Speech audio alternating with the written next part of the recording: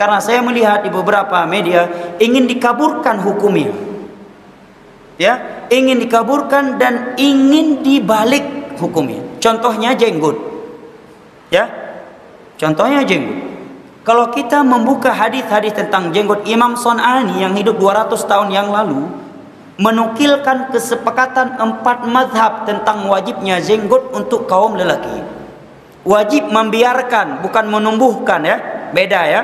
Kalau wajib menumbuhkan berarti besok meledak produk wak doyok.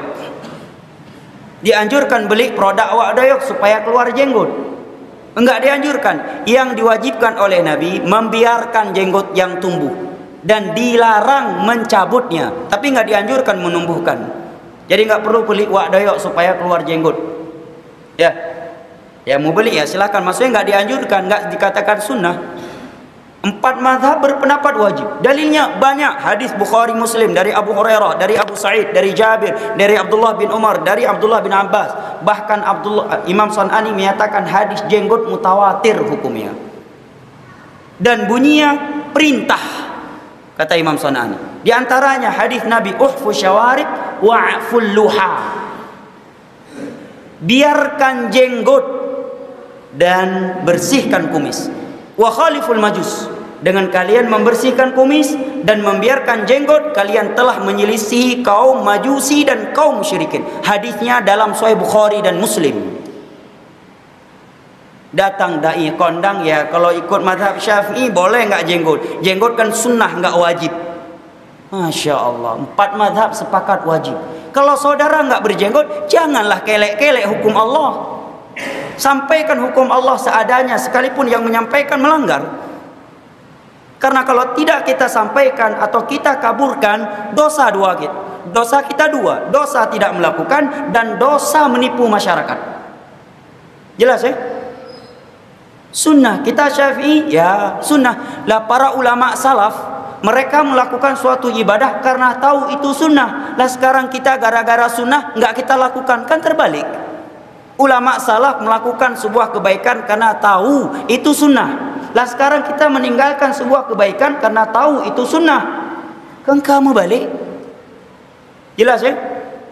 Sekarang orang berjenggot ribut, menyeleneh di tengah-tengah masyarakat.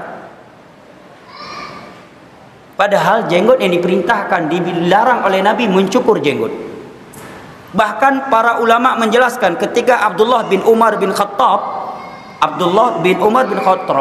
putra Umar, beliau pernah mencukur jenggotnya setelah satu genggam. Setelah satu genggam di sini, bukan di sini. Jangan salah paham.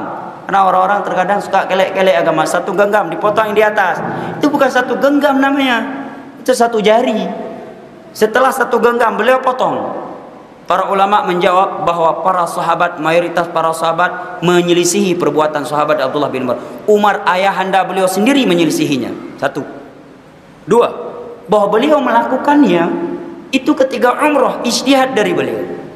Kata Imam Malik, ingin saya dudukkan masalah ini karena sering dikaburkan, karena dia tidak melihara. Ya kalau jawab wajib, gimana nih, saya ustaz nggak berjenggot. Sunnah, yang menjenggot silakan, yang penting yang kayak tusuk sate aja katanya. Subhanallah. Jenggot itu fitrah. Nabi memerintahkan kita membiarkan jenggot, dan itu bentuk menyelisih majusi dan kaum musyrikin di masa itu. Menunjukkan apa? Jenggot itu penampilan modern. Mencukur jenggot itu penampilan kulot dan kuno. Sebelum Islam, mereka cukur jenggot, membiarkan kumis. Datang Islam menyuruh kumis dibersihkan dan tumbuhkan jenggot. Berarti berjenggot yang modern atau yang mencukur jenggot tidak modern? Yang modern. Hah? Mana yang modern? Berjenggot. Jelas ya jamaah? Bukan juga kita pahami yang nggak berjenggot neraka, yang berjenggot lebih afdal daripada yang nggak berjenggot. Enggak, kita nggak bahas itu. Kita lagi bahas duduk permasalahan ilmiah. Bisa jadi orang yang nggak berjenggot karena suatu kondisi dia tidak berjenggot, tapi punya ibadah yang lain yang tidak dimiliki oleh yang memiliki jenggot. Mungkin sholat malamnya, sedekahnya dan seterusnya, keikhlasan dia.